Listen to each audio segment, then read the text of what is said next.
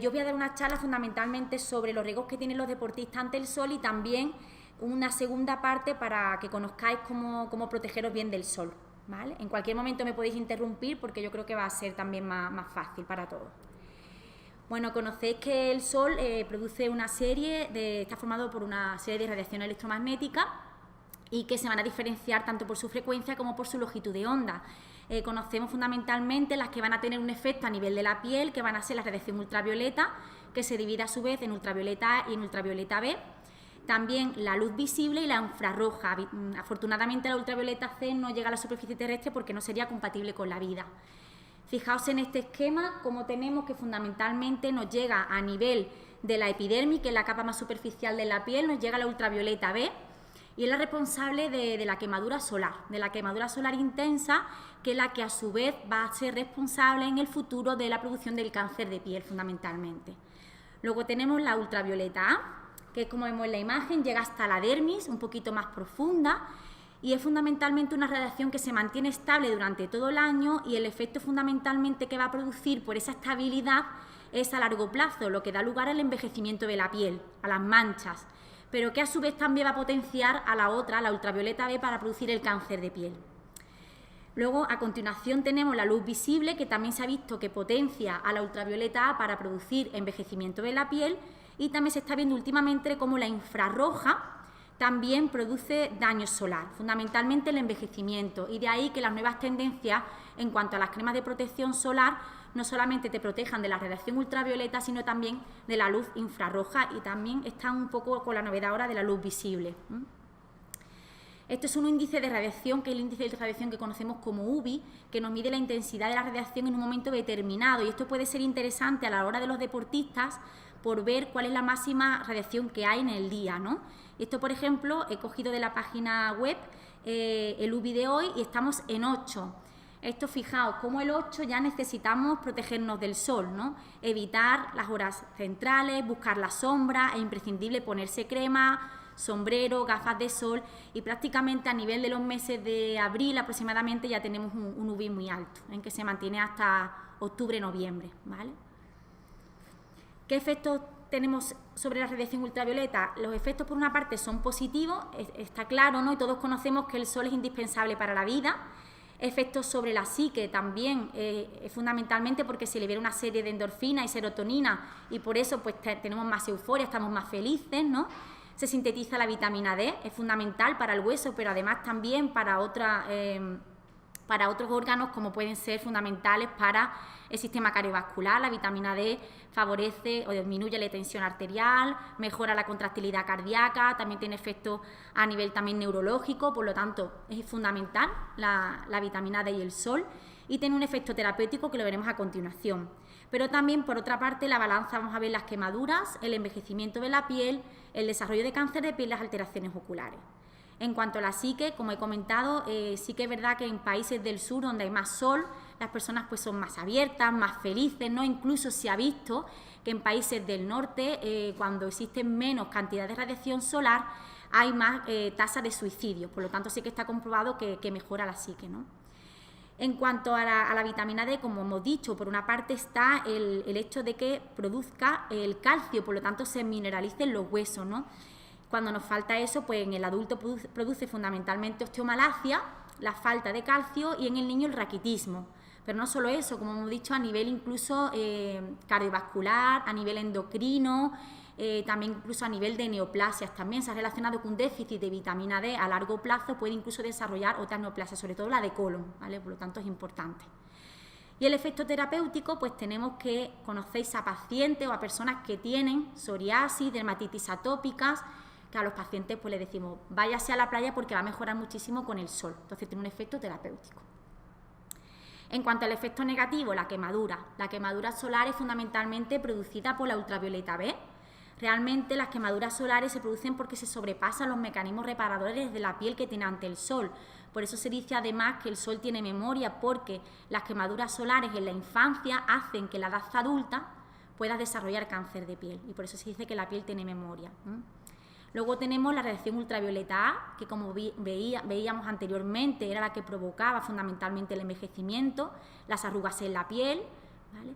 Fijaos también cómo produce una pérdida de elasticidad, incluso las manchas y las telangiectasias, que son los capilares rotos, ¿no? Cuando vemos a las personas en las mejillas con los capilares rotos. Si conocéis esta imagen, a ver si alguien me dice a qué se dedicaba este buen hombre. Fijaos cómo una parte de la piel está muy bien. Yo no sé, pero que hable otra. Venga, que hable, que no. Camionero. Sí, camionero, porque la luz ultravioleta pasa por el cristal, entonces no se protegía de ese lado, ¿no? Y la verdad es que una imagen muy llamativa, una imagen vale más que mis palabras, ¿no? En cuanto a la sensibilidad, pues tenemos por una parte que hay personas que toman medicación, ya sea por vía oral o bien medicación tópica en cremas, y cuando se expone al sol puede tener reacciones cutáneas, ¿no? Que a veces pueden ser bastante intensas. Esto es lo que se conoce como reacciones fototóxicas o fotoalérgicas desencadenadas por el sol. O bien también las alteraciones oculares, ¿no? Efectos agudos como pueden ser la ceguera transitoria cuando miramos al sol, o pueden ser, por ejemplo, la inflamación de la córnea, la fotoqueratitis, o bien a largo plazo las cataratas precoces y el pterigium, ¿no? Que el pterigium es lo que conocemos como la uña vulgarmente de la zona ocular, que por una parte tiene un factor genético, pero también se ve potenciado por la radiación ultravioleta. Por lo tanto, no solamente tenemos efectos secundarios a nivel de la piel, sino que también a nivel ocular puede existir alteraciones por el sol. Y el mayor bloque, que es el cáncer de piel, ¿no? El cáncer de piel se produce por mutaciones en el ADN celular. Por una parte están las mutaciones directas que produce la radiación ultravioleta B, pero también la A lo produce por acumulación de estrés oxidativo, de radicales de oxígeno, ¿no? Entonces, uno de los factores más importantes que se describen continuamente en la literatura es la exposición a radiaciones ultravioleta. Por una parte procedentes del sol, pero también por otra parte de las fuentes artificiales, sobre todo de las cabinas de bronceado. Fijaos cómo el cáncer de piel es la neoplasia maligna más frecuente y su incidencia aumenta a un ritmo anual de un 3 al 8%. En Estados Unidos el melanoma se ha convertido en la segunda neoplasia que más años destruye, y el cáncer cutáneo no melanoma está entre los 5 tumores que más costes sanitarios genera. Por lo tanto, fijaos la gran magnitud, ¿no? ¿Qué factores de riesgo tenemos? Por una parte, aquellos que toman el sol de forma aguda e intermitente, que es la exposición solar recreativa, que va a predisponer algún tipo de cáncer de piel que posteriormente veremos, y luego la exposición solar crónica, que son fundamentalmente los trabajadores del campo, que dan lugar a unos tipos de cáncer que se conocen como espinos celulares, que luego os enseñaré alguna imagen, pero sobre todo son personas que continuamente están expuestas al sol y habitualmente por esa exposición van a desarrollar otro tipo de tumor. Factores de riesgo: los baños de sol son una de las principales prácticas de riesgo. El uso de cabinas de bronceado, se ha visto que aumenta el riesgo de melanoma en personas que lo tomaban antes de los 35 años. La cabina de bronceado no solamente emite radiación ultravioleta A, sino que también una parte de radiación ultravioleta B, ¿vale? La infancia es una etapa crítica. Tan solo una quemadura solar en la infancia puede duplicar el riesgo de melanoma en la vida adulta. Los adolescentes son un grupo de especial riesgo, muy vulnerables, ¿no?, a la quemadura solar, pero además el adolescente se suma que tiene una falta de control paterno, no enferman, ¿no?, y además les gusta estar bronceados, son conductas de riesgo. Nosotros hicimos un estudio en la que el 74% de los adolescentes referían más de una quemadura solar en el verano previo, por lo tanto son datos muy alarmantes de que los adolescentes se queman, ¿no?, se queman en la Costa del Sol. Personas de piel muy clara, con pecas, fototipos muy claros. Los fototipos claros son aquellos que tienen una reacción importante al sol y apenas se broncean. Estas personas tienen mayor riesgo. Conoceréis luego vuestro fototipo, pero seguramente podréis clasificaros en alguno de estos. Por ejemplo, el 1 y el 2 son personas con pieles claras, un pelo rubio, pelirrojos, con color muy clarito en los ojos, ¿no? Y prácticamente dice que se ponen rojo, a veces una quemadura dolorosa, y prácticamente no se broncean.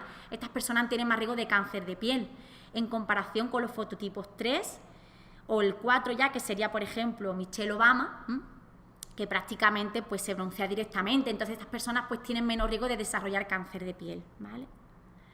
Otros factores de riesgo, pues tener muchos lunares. Llamamos lunares que pueden ser o en cantidad, es decir, personas de más de 50 lunares en la piel van a tener posiblemente mayor riesgo de desarrollar melanoma, o bien cuando son lunares muy atípicos, es decir, lunares muy regulares, de gran tamaño, que algunos tengan una cierta asimetría, pues estas personas van a tener que tener un seguimiento en la consulta porque posiblemente tengan más riesgo para desarrollar melanoma.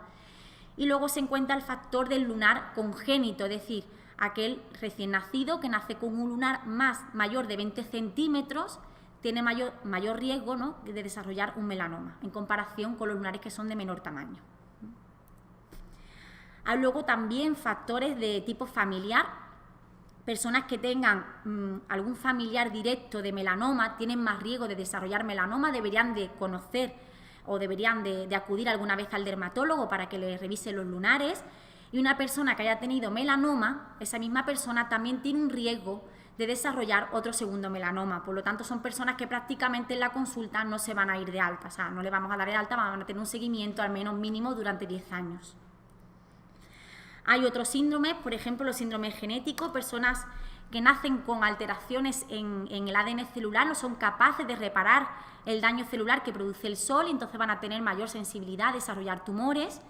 O bien, por ejemplo, pacientes con inmunosupresión, como pueden ser pacientes VIH, que están, por ejemplo, trasplantados, que toman algún tratamiento con quimioterapia, que esa bajada de defensa puede predisponer a que tengan mayor cáncer de piel.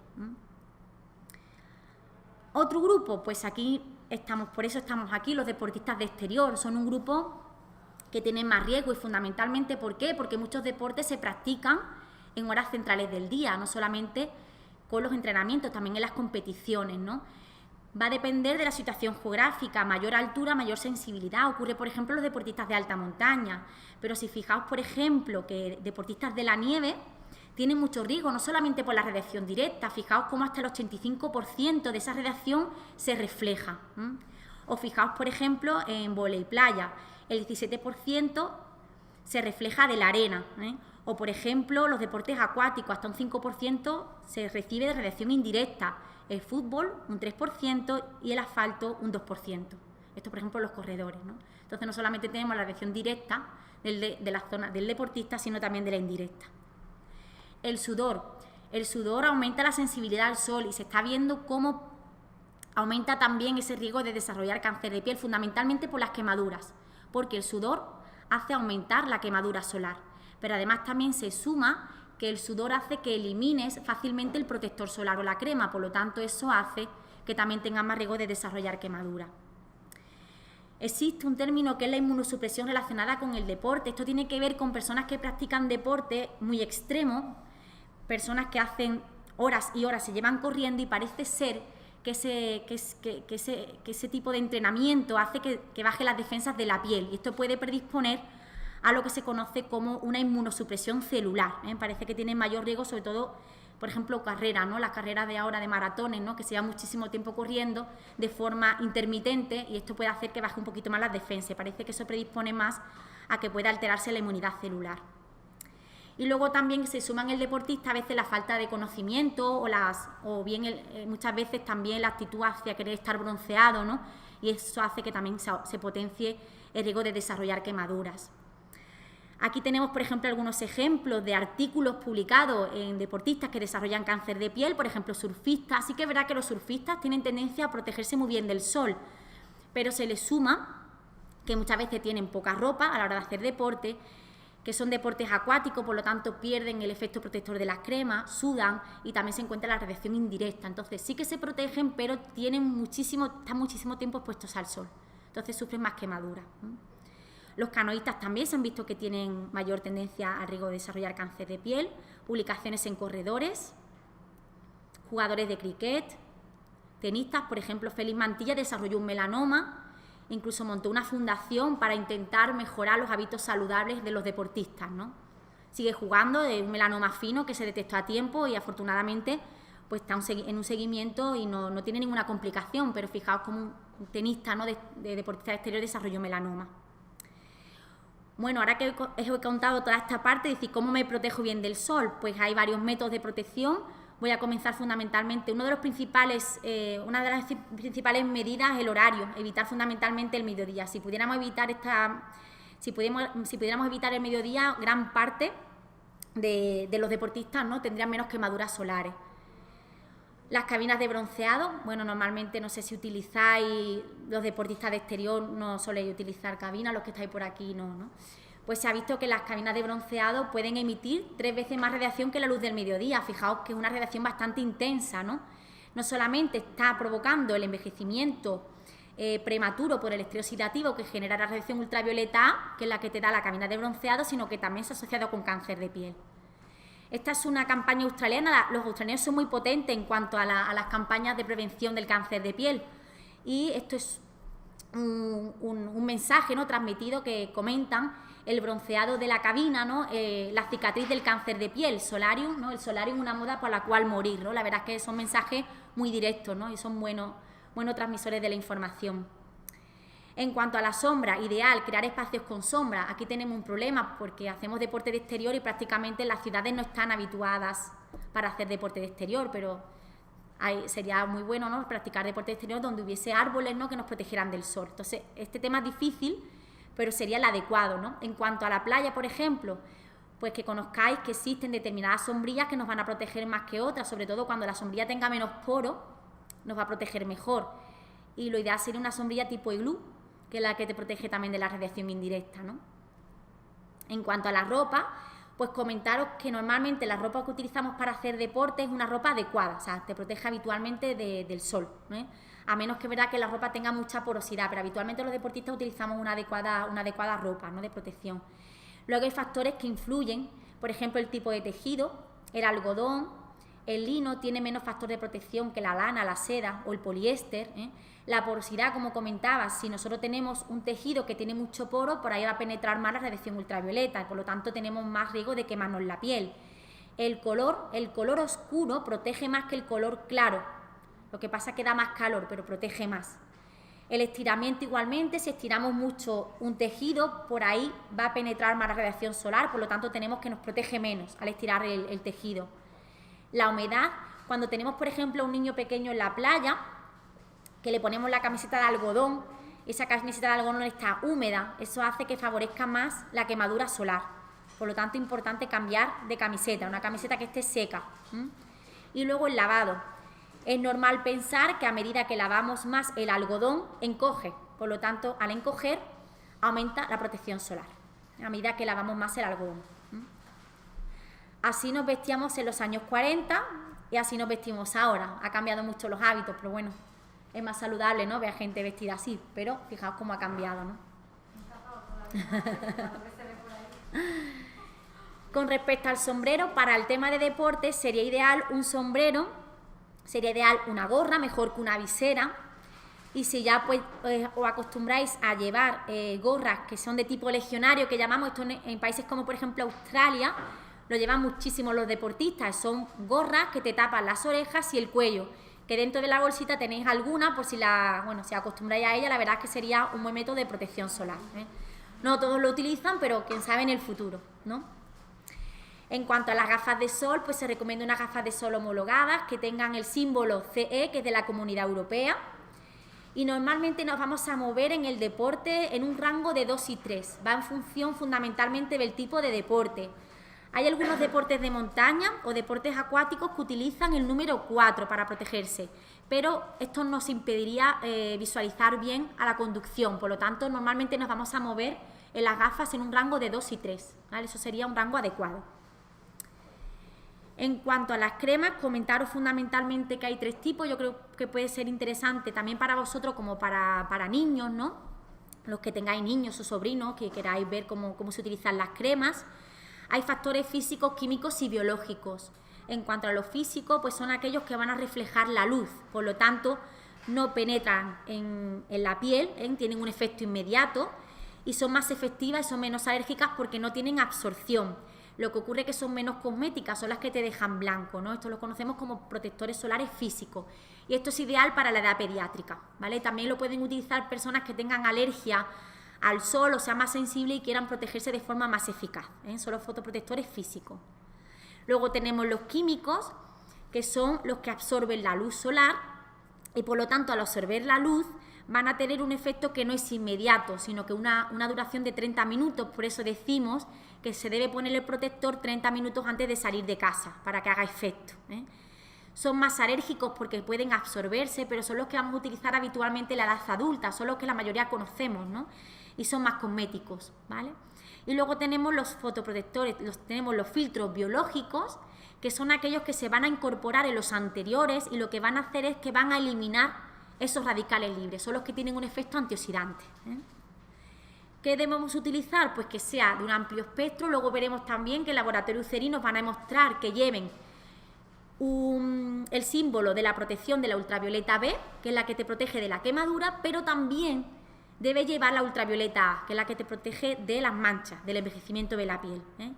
Y luego hay varias presentaciones, pero por ejemplo para los deportistas sería ideal utilizar un formato gel, por ejemplo, o el stick, o incluso la loción, porque a lo mejor otro tipo de crema puede hacer que se le vaya el protector, que se le metan los ojos, que les cueste, ¿no?, al meterse en la zona, ¿no?, porque se disuelve fácilmente. Esto luego lo vais a ver bien con el laboratorio, ¿vale?, que indicar cuál es el mejor protector solar.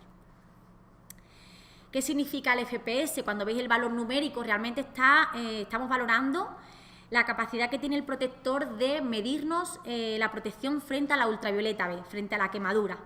Un ejemplo, si nuestra piel sin proteger se quema 5 minutos, ¿vale?, tras exponerte al sol, un factor de protección que tenga 15 indica que tardaremos 75 minutos en quemarnos, es decir, multiplicamos 5 por 15.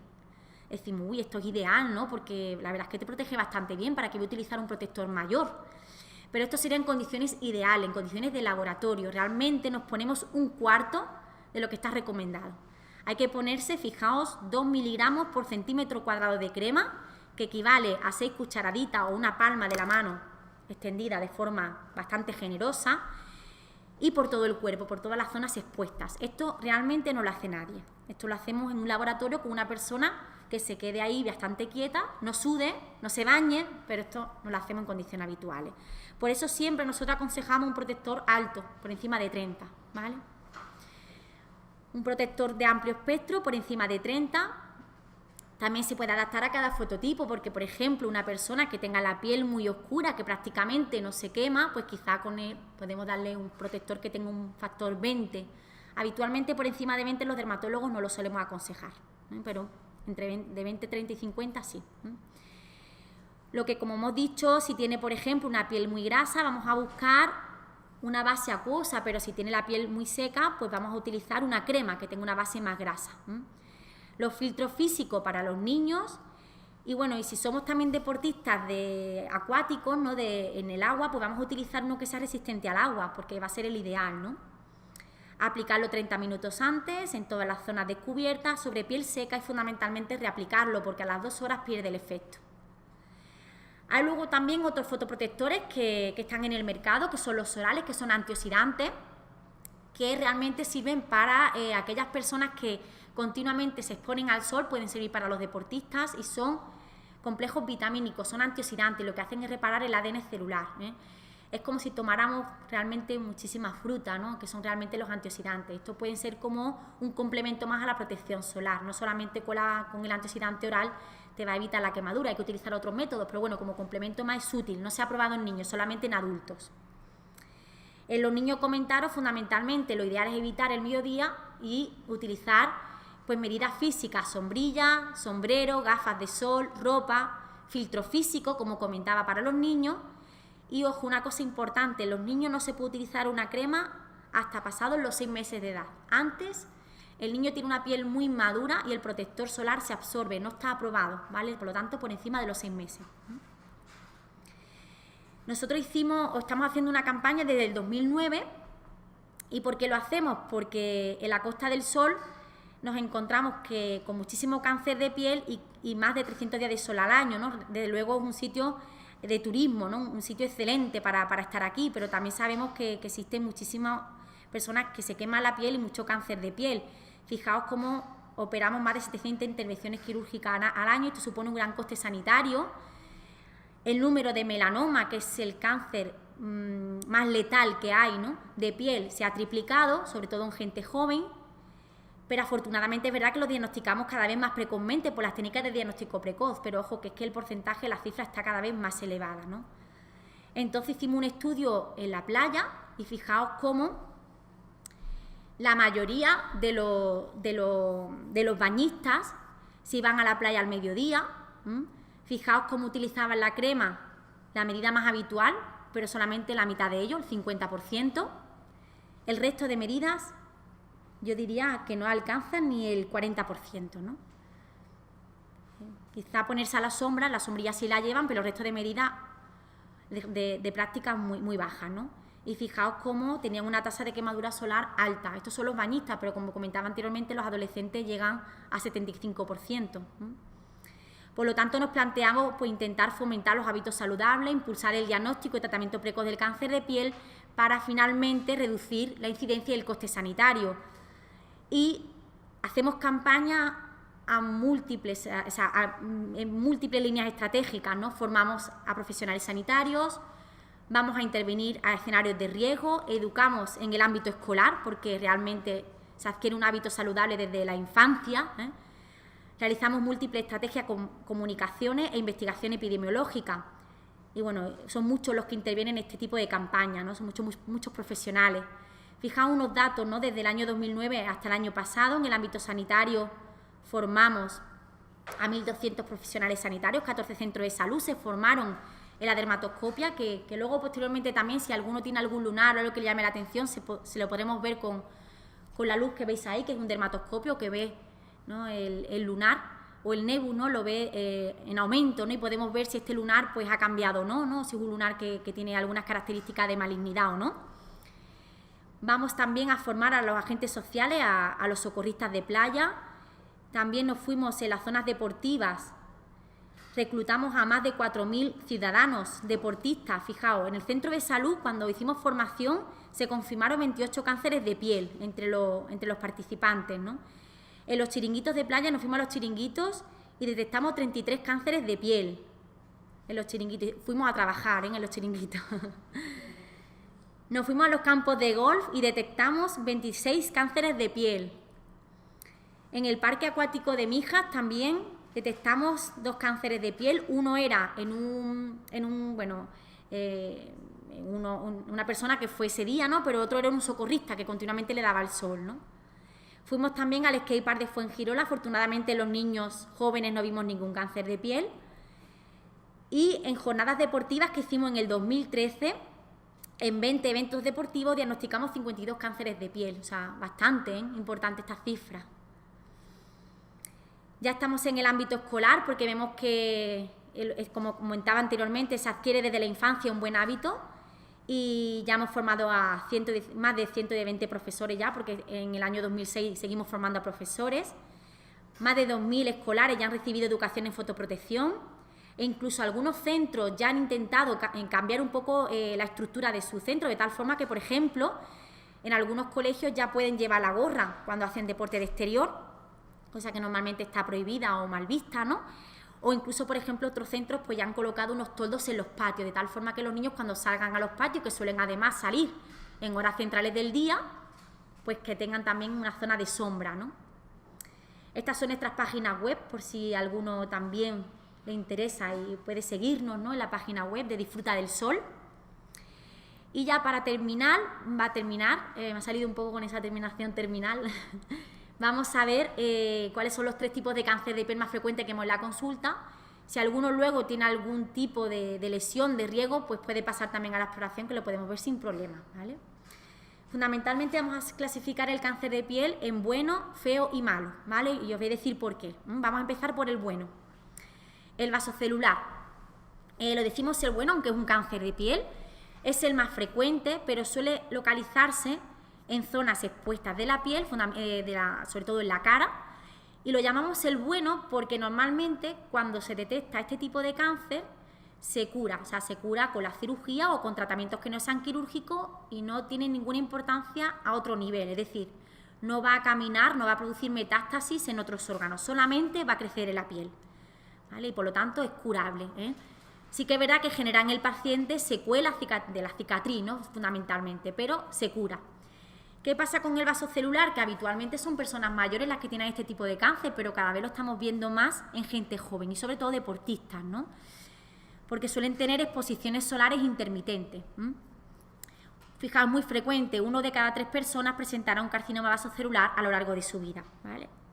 ¿Cómo se suele manifestar? Fundamentalmente suele ser una lesión que lleva durante años, el paciente lo suele manifestar como un granito rosado, a veces sangra, pero habitualmente su crecimiento es muy lento y va a decir que lo tiene mínimo durante 2 o 3 años en esa zona.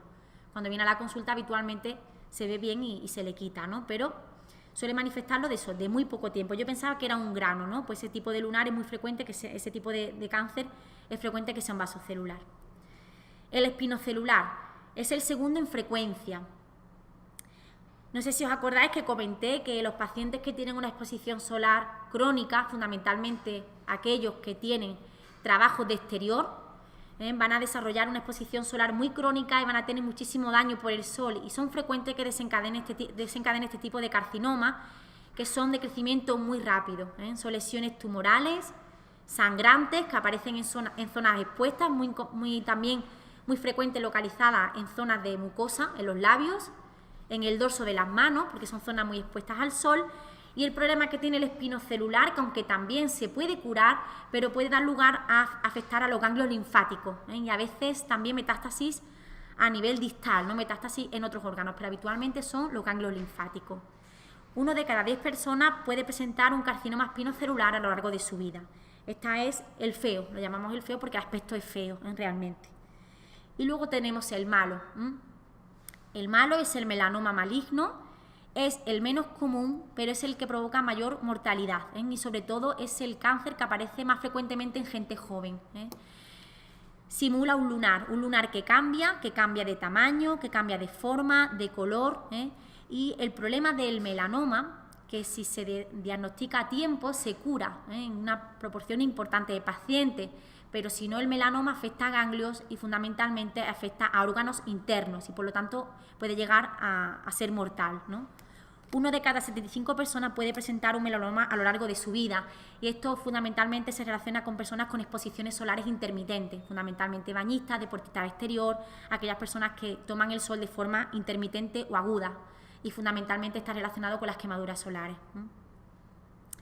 Importante la autoexploración, mirar si tenemos lunares que pueden cambiar, alguna lesión, ¿no? Que decimos, sobre todo el familiar muchas veces nos ayuda a decir, ella tiene un lunar aquí en la espalda, era pequeñito y yo lo he visto cambiar de tamaño, ¿no? Es muy importante la exploración tanto de la persona en un espejo, pero también la exploración que le hace su propio familiar. Hay una regla sencilla para el diagnóstico del melanoma, que es la regla del A, B, C, D y E. Es muy fácil. A significa asimetría, es decir, un lunar lo plegamos por la mitad y no tiene nada que ver, es totalmente asimétrico. La B es el borde irregular, fundamentalmente el lunar tiene entrantes y salientes. Esto nos debe hacer sospechar que el lunar está cambiando. Otro dato puede ser el color, un color que no es homogéneo. Normalmente cuando existen varios colores, color claro, marrón, oscuro, rojizo, azulado, este lunar nos tiene que hacer sospechar de que puede estar cambiando. El diámetro, normalmente un diámetro superior a 6 milímetros, normalmente son lunares que eran pequeñitos y de repente empiezan a hacerse muy grandes, eso hay que consultar. Y sobre todo la E de evolución, es muy importante la evolución. Este lunar me ha cambiado en 3 meses, eso hay que verlo, sobre todo la evolución. Otro dato, que nos podemos también encontrar muchas veces, el signo del patito feo, es decir, tengo muchísimos lunares en la piel y este especialmente es el diferente, ¿no? Esto hay que consultarlo. Sobre todo, ¿vale? Tener en cuenta aquellas lesiones que crecen, que son rosaditas y en el lunar, ¿vale?